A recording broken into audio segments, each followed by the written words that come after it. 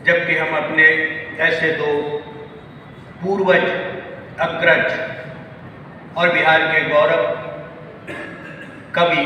नाटककार का स्मरण कर रहे हैं। उनका स्मरण स्वयं की तलाश के लिए भी और इस आयोजन के लिए मैं हृदय से बहुत बहुत साधुवाद देता हूँ बिहार हिंदी साहित्य सम्मेलन के गतिशील और रचनात्मक सतत सक्रिय अध्यक्ष आदरणीय डॉक्टर अनिल सुलभ जी को, उपाध्यक्ष जाने माने गजल गायक,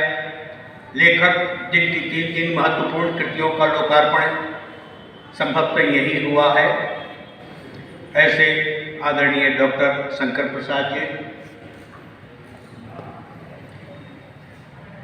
आदरणीय विभूषण जी,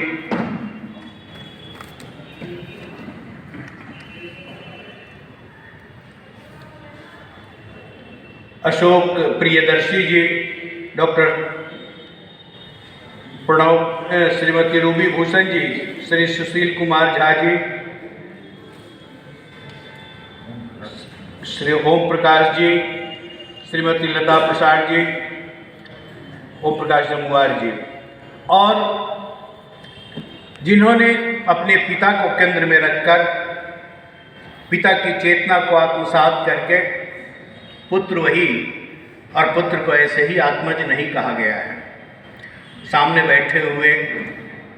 भाई सिद्धेश्वर जी, जाने माने कवि, लेखक, पत्रकार, चित्रकार, भाई मोहम्मद सादी साहब, अनिल बंधु जी, और प्रत्यक्ष अप्रत्यक्ष जाने पहचाने और आत्मीयता से साहित्य के लिए यहाँ बैठे हुए आप समस्त विशिष्ट और श्रेष्ठ जन। प्रणय जी को हम सुन रहे थे और सामने जिस मुस्तैदी के साथ उनके अनुज प्रवीण जी हैं, बीच वाले भाई नहीं आ सके प्रांजल जी, नए मकान में चीज़ें पुरानी कौन रखता है, नए मकान में चीज़ें पुरानी कौन रखता है, परिंदों के लिए कुंडों में पानी कौन रखता है, एक हम हैं जो संभाले हुए हैं, वरना सलीके से बुजुर्गों की निशानी कौन रखता है। किसी के सृजन को, किसी की जिंदगी को, किसी के सपने को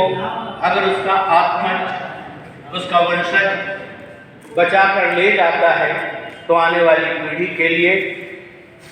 एक बहुत बड़ा महत्वपूर्ण उसका योगदान होता है। जब हम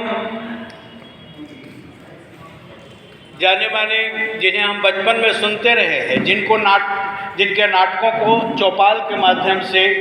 और पटना रेडियो के माध्यम से सुनते रहे हैं, ऐसे चित्रभुज जी के दर्जनाधिक के नाटक हैं। उन नाटकों की प्रस्तुति होती रही लगातार और हमारा बचपन, हमारा किशोर उसे ही सुनकर, उसका अनुसरण करते हुए, गांव के रंगमंच पर उसे उतारते हुए, प्रस्तुत करते हुए, डायलॉग का अभ्यास करते हुए और कहीं न कहीं से अपने भीतर संस्कार, संस्कृति और लेखन का बीजारोपण करते हुए हमारा किशोर वय भी विकसित हुआ है और आज हम यहाँ तक पहुँचे हैं। तो हमारे होने में, हमारे लेखन में, हमारे चिंतन में, हमारे विचार में, हमारी संवेदनशीलता में और हमारे सकारात्मक दृष्टिकोण में ऐसे ही पूर्वजों का योगदान है, जैसे चित्रभुज जी भी हैं, और साथ ही साथ जिन्हें हमने देखा है, जिन्हें हमने सुना है और जिनको पढ़ते हुए अनुभूत किया है।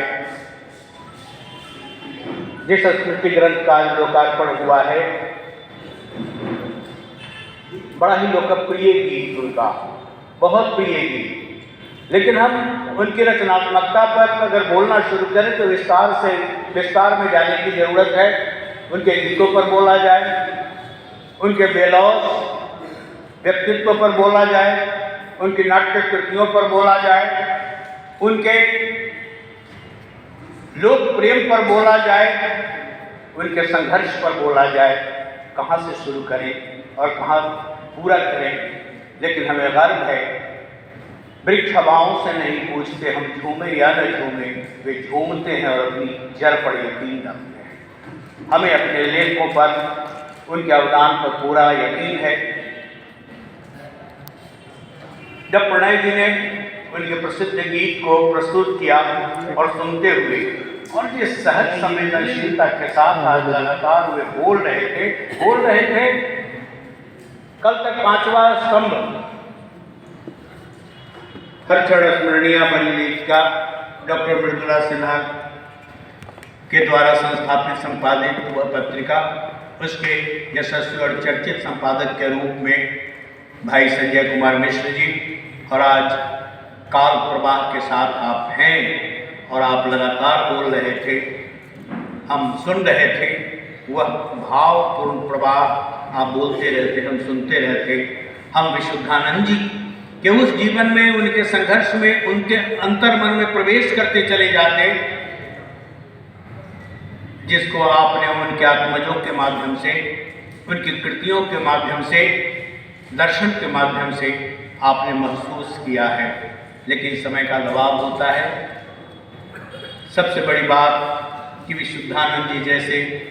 कवि का हम स्मरण किस लिए करते हैं, या किसी भी पूर्वज अग्रज कवि का हम स्मरण किस लिए करते हैं, उस पर कृपा करने के लिए नहीं, ये स्वयं को धन्य करने के लिए, स्वयं की तलाश के लिए, और उनके माध्यम से, उनकी रचनात्मकता के माध्यम से, उनकी सहज संवेदनशीलता के माध्यम से, उनकी अभिव्यक्ति के रास्ते हम चाहते हैं कि हमारे पास में भाषा की वह शक्ति हो, जिस शक्ति को अर्जित करते हुए हमारा जुड़ाव लोक से भी हो, नगर से भी हो, हमारा जुड़ाव संभ्रांत समाज से भी हो, हमारा जुड़ाव आम जनजीवन के संघर्ष से भी हो, और हमारे भीतर का मनुष्य जीवित रहे। रोशनी की इबादत करो, चांदनी की इबादत करो, देवता बनना चाहो अगर आदमी की इबादत करो। कोई भी लेखन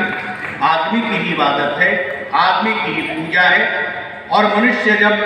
इन्हीं रचनाकारों के माध्यम से प्रबुद्ध होता है, उसके भीतर जब दृष्टि संपन्नता उतरती है तो वह देवता का सृजन करता है। मनुष्य की कृति है देवता, ऐसा नहीं है।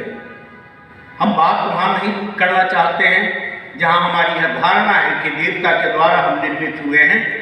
देवता के अस्तित्व की रक्षा मनुष्य करता है, देवता का निर्माण मनुष्य करता है, और मनुष्य अपनी सृजनशीलता के कारण, अपनी मेधा के कारण, अपने प्रसार के कारण वह कई मायनों में देवता से भी बड़ा हो जाता है। और आज हमारा धर्म जो है वह हमारे पूर्वज कवियों ने जो लिखा, वह वेद के रचयिता ऋषि हों, चिंतक हो, मनीषी हो, या महाभारत के हों, उपनिषद के हों, पुराणों के हों, लेकिन हमारा धर्म, हमारी आचार संहिता वही है जो हमारे पूर्वज ऋषि कवियों ने हमारे लिए निर्मित कर दिया है। और उसके पीछे उनकी गहन साधना थी। तो कोई साधक रचनाकार संभव नहीं है कि हो सकता है कि उसके साथ उसके समय ने मूल्यांकन उसका नहीं किया होगा, समय के त्रास से वो झेलता हुआ, लेकिन कोई एक कविता 100 वर्षों के बाद, 1000 वर्षों के बाद भी पूरी अर्थवत्ता के साथ हमारे सामने खड़ी हो जाती है, जीवित हो जाती है। इसीलिए हम रघुवीर नारायण के एक गीत का हमेशा स्मरण करते हैं, सुंदर सुभूमि भैया भारत के देशवासी। एक लिखकर भी कोई अमरता को प्राप्त कर सकता है, बशर्ते हम संवेदनशीलता के साथ, उसके रचनाधर्मिता के साथ जुड़े तो। लेकिन समय जाने किस बहाव में है, किस अजीब सुरंग की हम यात्रा में फंसे हुए हैं कि हमारे कितनी लंबी यात्रा के बाद कोई रोशनी हमें दिखाई पड़ेगी, क्योंकि हम रोशनी के मूल स्रोत से कट गए हैं। एक कविता में, एक गीत में प्रवेश करने का अर्थ है कि आप संवेदनशीलता के लबालब संसार में प्रवेश कर रहे हैं, आप आत्मीयता के वातावरण में अपने को ले जा रहे हैं, अपने को परिमार्जित करने के लिए, सुसंस्कृत करने के लिए, संस्कारवान बनाने के लिए आप किसी अग्रज पूर्वज रचनाकारों के साथ संवाद करते हैं। और कोई रचनाकार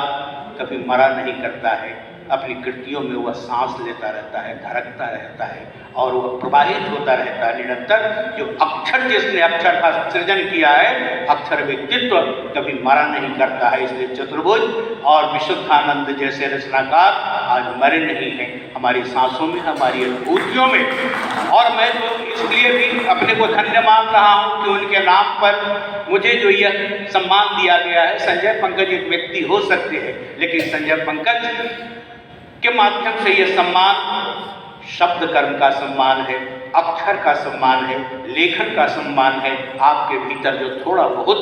मनुष्य है, उस मनुष्य को और विराट बनाने के लिए एक आशीर्वाद स्वरूप चुनौती भी है कि आपके भीतर का आदमी दम न तोड़े, आपके भीतर का आदमी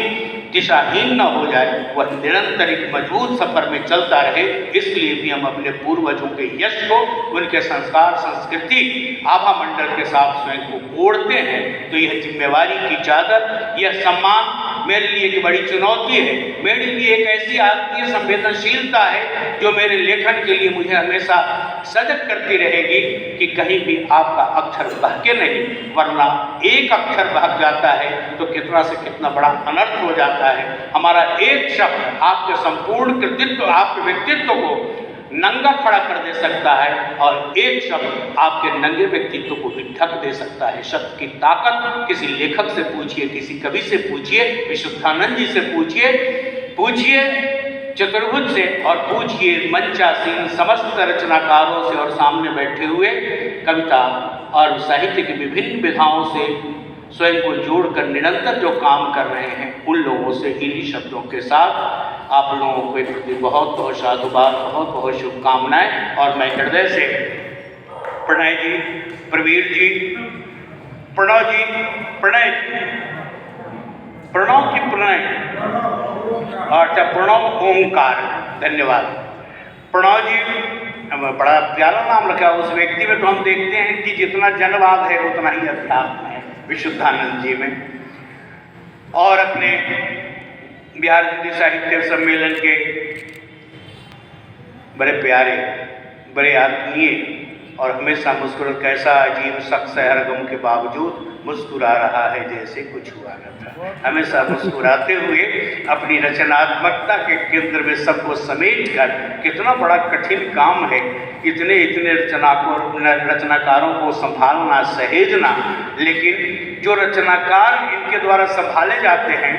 उनके व्यक्तित्व से ज़्यादा आपका बड़ा व्यक्तित्व हो जाता है कि एक ही साथ इतने महासमुद्रों को आप संभाल कर चलते हैं। यह बहुत बड़ी बात है। इसके लिए भी हृदय से बहुत साधुवाद और बहुत बहुत धन्यवाद कि हमारी यह यात्रा चलती रहे, यात्रा चलती रहेगी। जब तक कविता है तब तक समझ लीजिए कि मनुष्यता का भरोसा भी है, मनुष्य होने का विश्वास भी है। और जिस दिन कविता दम तोड़ देगी, समझ लीजिए कि मनुष्य उस दिन मर गया। इसलिए मनुष्यता को बचाए रखने के लिए कविता के बीच से गुजरते रहने की जरूरत है और स्मरण करने की जरूरत है अपने महान पूर्वज रचनाकारों को भी। बहुत बहुत धन्यवाद। घटित हो जाना है।